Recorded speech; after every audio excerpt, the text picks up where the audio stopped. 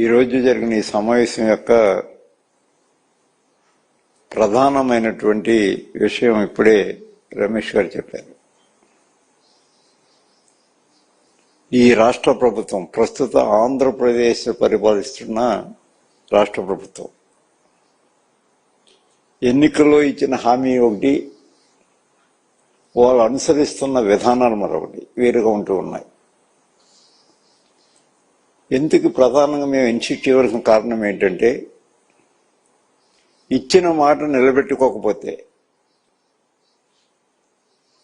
బలహీన వర్గాలు, ముఖ్యంగా వెనుకబడిన తరగతుల గురించి వారు ఏ విధంగా నష్టపోతూ ఉన్నారు, వారికి ఇచ్చిన హామీలన్నిటి కూడా ఎందుకు తిరోధకాలు ఇచ్చారు, ఈ వైఫల్యానికి ప్రధాన కారణం ఏంటి, ఎందుకు మీరు వీరిని ఇంకా ఆర్థికంగా అణచాలని ప్రయత్నం చేస్తూ ఉన్నారు అనేది ప్రజల్లోకి తీసుకువెళ్లాలని వైఎస్ఆర్ కాంగ్రెస్ పార్టీ ఓ ప్రణాళిక రూపొందించబోతూ ఉన్నాం. త్వరలో విజయవాడలో సమావేశం అయ్యే విషయం మీ ద్వారా తెలియజేస్తూ ఉన్నా.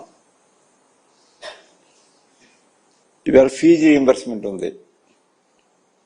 దివంగత ముఖ్యమంత్రి డాక్టర్ రాజశేఖర రెడ్డి గారు ఆ రోజు ఒక అపూర్వమైన నిర్ణయం తీసుకున్నారు. ఈ దేశంలోనే ఈనాటికి అన్ని రాష్ట్రాలు లేదు ఫీజు రీయింబర్స్మెంట్ అనేది. మరి డాక్టర్ రాజశేఖర రెడ్డి గారు ఆ వేళ ఆ బృహత్తరమైనటువంటి పథకం ప్రవేశపెట్టిన కారణంగానే వెనుకబడిన తరగతులకు చెందిన విద్యార్థులు ఇవాళ డాక్టర్లు గాను, ఇంజనీర్లు గాను, మరో ఉన్నత పదవులను రావడానికి ప్రధాన కారణం. ఈవేళ వాళ్ళకి ఫీజులు సరిగా చెల్లించిన కారణంగా కాలేజీలు సరిగా టీసీలు కూడా ఇవ్వట్లేదు, వాళ్ళ సర్టిఫికేట్లు ఇవ్వట్లేదు. ఫీజు ముందుగా తల్లిదండ్రులు అప్పులు చేసి చెల్లించుకోవాల్సిన పరిస్థితి వస్తూ ఉంది. ఈ దుస్థితికి రావడానికి గల కారణం, మీరు ఎప్పుడైనా వారిని వేధించకూడదు, వారిని ఇబ్బందికి గురి చేయకూడదని ఎప్పుడైనా ఆలోచన చేస్తారని అడుగుతున్నా. ఈవేళ కనీసం ఆరోగ్యశ్రీ పథకంలో కూడా కొన్ని ప్రైవేట్ హాస్పిటల్స్ అయితే అడ్మిషన్ కూడా తిరస్కరిస్తూ ఉన్నారు. దానికి కారణం ఏంటంటే, వారికి పేమెంట్స్, హాస్పిటల్కి పేమెంట్స్ సక్రమంగా ఇవ్వని కారణంగా దానికి నష్టపోయేది ఎవరు? ఆర్థికంగా స్థితిగతులు లేనటువంటి వెనుకబడిన తరగతుల వారు, షెడ్యూల్డ్ తరగతుల వారు. మరి ఆ పరిస్థితిని తీసుకురావడం కారణం మీరు ఒకసారి ఆలోచన చేయాలి. జగన్మోహన్ రెడ్డి గారి పరిపాలనతో మీకు ఉన్నటువంటి వ్యత్యాసం ఒకసారి చూసుకున్నట్టయితే, ఆనాడు పెద్ద ఎత్తున గందరగోళం చేశారు, రాష్ట్రాన్ని అప్పులమయం చేసామని.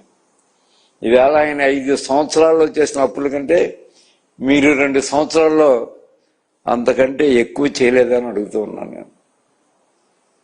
మొత్తం ఇది కావాలంటే ఒక శ్వేతపత్రం రిలీజ్ చేయండి, ఎవరు ఏం చేస్తున్నారో మీకు అర్థమవుతుంది.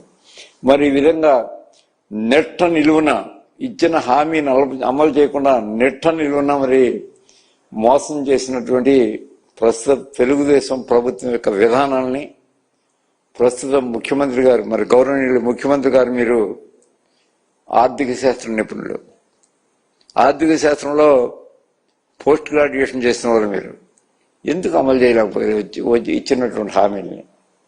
ఎందుకు దానికి బలహీన వర్గాలు, బడుగు వర్గాలు, షెడ్యూల్డ్ తరగతులు, షెడ్యూల్డ్ ట్రైబ్స్ నష్టపోతూ ఉన్నారు? ఆ నష్టాన్ని భర్తీ చేయడానికి మీరు ఏమైనా ఆలోచన చేస్తూ ఉన్నారా? ఒకసారి ఆలోచించండి, ఒకసారి ప్రజల ముందుకు రండి, వారితో అన్ని విషయాల్ని ఏ విధంగా నష్టపోతూ ఉన్నామో మేము త్వరలోనే తెలియజేయబోతున్నాం. ప్రతి నియోజకవర్గంలో సమావేశాలు ఏర్పాటు చేసి ఈ వెనుకబడిన తరగతులకు, ముఖ్యంగా అంటే we are all belongs to backward class ప్రతినిధులుగా వారికి ఇచ్చిన హామీని నిలబెట్టకపోతే ప్రశ్నించవలసినటువంటి పూజ్యం మా మీద ఉంది. తప్పకుండా ప్రశ్నిస్తాం, ఇంకా దాన్ని విస్తృతంగా ప్రచారం చేస్తాం. దాన్ని మీరు ఒకసారి వెంటనే చేసిన సరిదిద్దుకుంటారా, లేక ఇంకా మమ్మల్ని అనంతరానికి ప్రయత్నం చేస్తారో మరి మీరే నిర్ణయించుకోవాల్సిందిగా మరి వారిని కోరుతూ ఉన్నాం. ప్రజలు ఏమీ అమాయకులు కాదు చూస్తూ ఊరుకోవడానికి. ఏ సమయంలో ఎటువంటి సమాధానం చెప్పాలో నిశ్శబ్దంగా నిర్మోహమాటంగా సమాధానం చెప్పే అలవాటు ప్రజలకు చాలా వెన్నతో పెట్టిన విద్య. ఖచ్చితంగా దానికి సమాధానం చెప్తారు, దాంట్లో అనుమానమే లేదు. మీరు అధిక సంఖ్యాకులు వెనుకబడిన తరగతులు అంటే ఈ రాష్ట్రంలో కానీ ఈ దేశంలో కానీ 52% ఉన్నారు. ఈ 52% వెనుకబడిన తరగతులకి మరి మీరు అలాగే షెడ్యూల్ కాస్ట్ వారికి కూడా 25% వారు కూడా ఉన్నారు. ఏమాత్రం అన్యాయం జరిగినా ఏదో ఒక రోజు మరి రోడ్డు మీదకి వచ్చి అందరం కలిసి కూడా దీని మీద మరి ఉద్యమం చేయదలుచుకున్నాం. మీరు ఆలోచించుకోండి అని నేను మనవి చేస్తున్నాను.